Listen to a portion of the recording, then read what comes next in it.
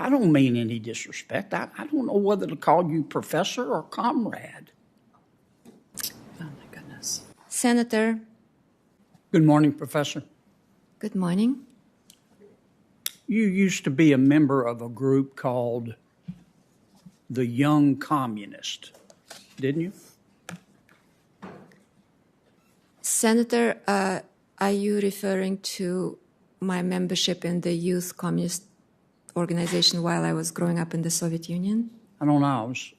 I wanted to ask you that question. Well, Senator, There was a group called the Young Communists, and you were a member. Is that right?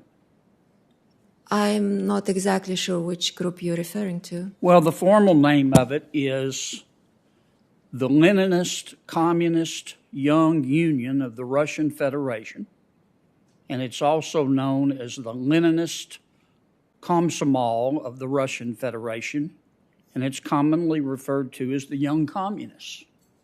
Were you a member? Senator, I was born and grew up in the Soviet Union. Yes, ma'am. But were you a member of that organization? Everybody in that country was a member of the Komsomol, which was the Communist Youth Organization, because So you were a member? That was a part of normal progress in school. Have you resigned From the youth, from the Young Communists? you grow out of it with age, automatically. Did you send them a letter though, resigning? Senator, this was many, many years ago. As far as I remember how the Soviet Union worked, was at certain age, you automatically stop being a member of that. Could you look at your records and see if you can find a copy of your... Senator Kennedy, I don't interrupt. I almost never interrupt these, but... Well, you always interrupt me, Mr. No, actually, I don't. Not I nearly as many pursue- times I as I'd want like to to. pursue No, the line of questions. she renounced her Soviet citizenship. Well, I understand She came that, here. but you're not the witness. She is. Would you look at your records and see if you can find a letter of resignation for me? Senator, as I explained, I was part of the Soviet population. Yes, ma'am. I got that part. I just want to see if you look at your records and see if you find a letter of resignation. Let me tell you, I've spent a lot of time on your record, and here's what I found. Look, this is America. You can believe what you want, but we can't just let anybody be controller of the currency. You wrote your thesis in college at Moscow State University the title was Karl Marx's Economic Analysis and the Theory of Revolution in the Capital. But you won't send Senator Toomey a copy. You studied at Moscow State University, scientific communism, which is the science regarding the working class struggle and the socialist agenda. In 2019, not 30 years ago, in a Canadian documentary, you called the financial services industry, quote, a quintessential asshole industry.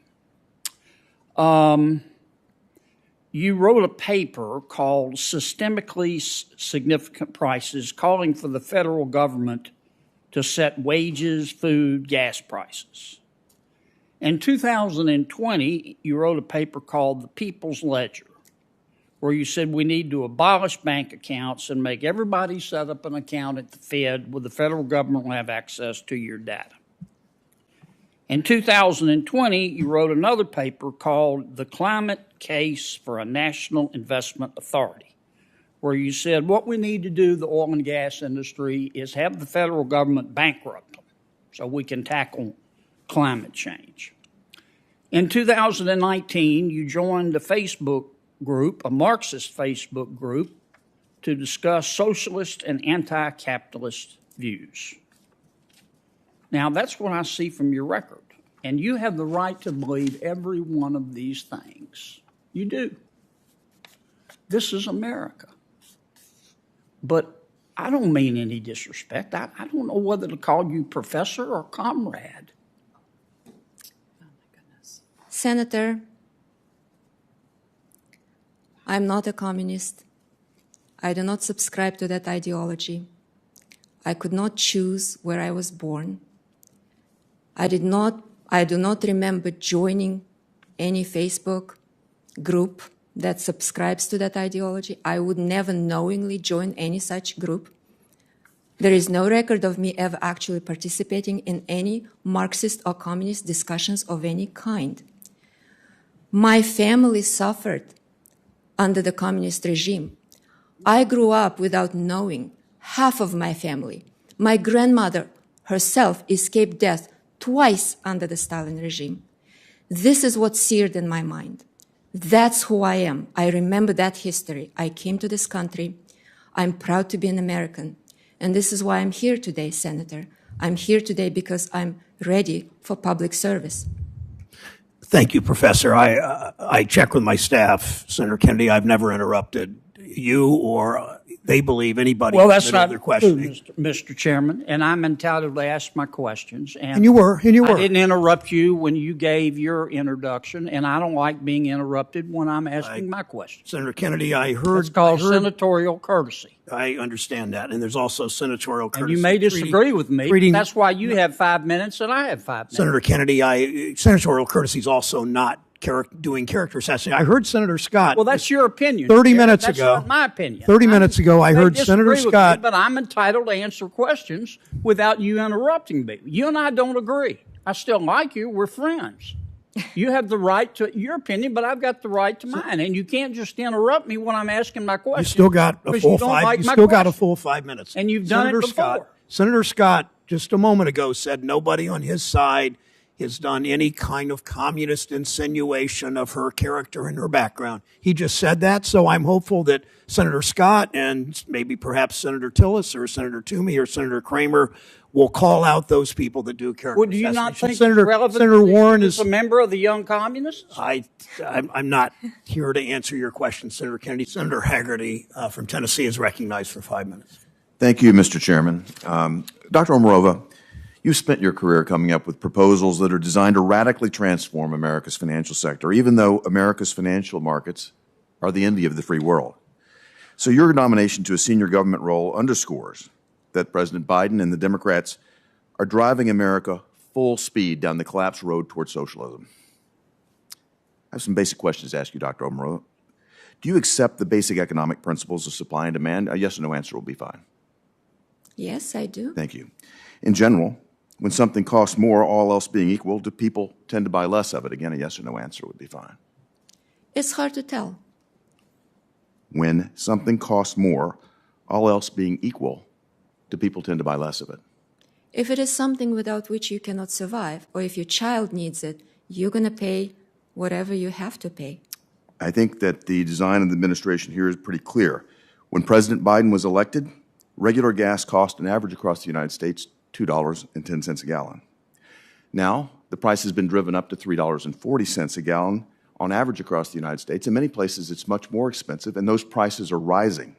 Again, putting pressure on people's ability to purchase gasoline, to purchase fuel. Dr. Omarova, do you think that higher gas prices are good for America or bad for America? Yes or no answer would be fine there. Senator, that's a tricky question because I do remember Hurricane Katrina. Are higher gas prices good for America or bad for America, Doctor?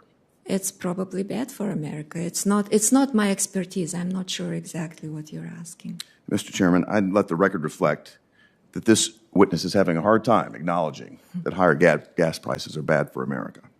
Last week, White House Press Secretary Jen Psaki stated that the Biden administration's view is that the rise in prices that we're seeing in gas over the long term make an even stronger case for doubling down on our investment and our focus on clean energy options. Do you agree with her statement? Yes or no will be fine. Excuse me, what is the statement that you're asking? Her statement is that higher gas prices, these rising gas prices, actually help justify the investments that the Biden administration want to make in green energy. Do you agree with that? Senator, I cannot say yes or no with respect to agreeing with a statement or the context of which I'm not familiar with. Well, let me say this, that many folks that are advocates, as you seem to be, of the green energy program that we're talking about, suggest that higher gas prices do support the cost justification for green investment. Now, you've already said that, or at least have had some difficulty, but I think you think that higher gas prices are bad for America. Yet there's a belief that higher gas prices help cost justify investment in the Green New Deal. And my colleagues have brought out the fact that you've talked about wanting to bankrupt the oil and gas industry in order to help you achieve your green dreams, and higher gas prices help justify that pursuit. So I'm trying to understand, Dr. Obermorova, which would be the priority? Do you want lower gas prices, which would help prevent Americans from going bankrupt, or do you want to use the authority of the OCC, of the comptroller, to bankrupt oil and gas industries, as you stated in the past? Senator, I have never stated that the OCC should use the powers of the bank regulator to bankrupt oil and gas companies. I'm going to come back to your statement. You said that, I'm going to come back to an exact quote. I think Senator Crapo read this earlier, that a lot of the smaller players in the coal, the oil, the gas industries are going to probably go bankrupt in short order. At least we want them to go bankrupt if we want to tackle climate change. This is very disturbing. I would say this, Americans are really hurting because of rising gas prices. Yet the Biden administration has taken step after step to destroy the oil and gas industry in America. They've destroyed our energy independence. They've killed pipeline projects. They're using regulatory authority to make it far more difficult to explore new oil and gas. And gas prices are going up dramatically as a result. And now we're talking about doubling down on this and putting someone into a position that can actually utilize the oversight of our financial system to cancel America's individual businesses. I want to come back to something that you said in the past. In a May interview, you were asked, how do you stop carbon financing? How do you make sure that existing financial systems and private asset managers don't continue to lend to carbon activities? How do you not have carbon financing leakages? That was the question that was put to you, Doctor. Did you answer, and I quote, "I completely agree with you.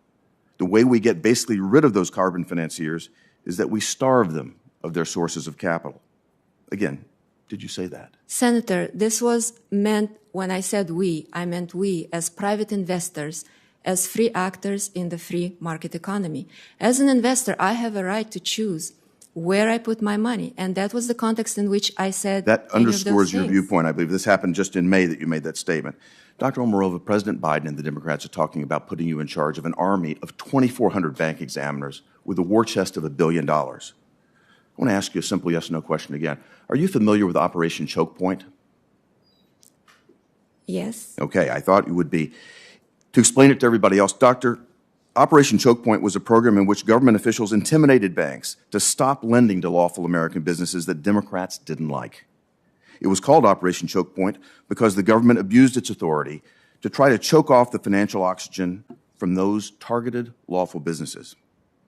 I hope my Democrat colleagues fully understand why someone who cheers bankrupting law-abiding American businesses by starving them of capital, businesses that just happen to be out of political favor at the time, that's breathtakingly disturbing, especially given the position of responsibility that we're talking about Dr. Obermorova potentially taking.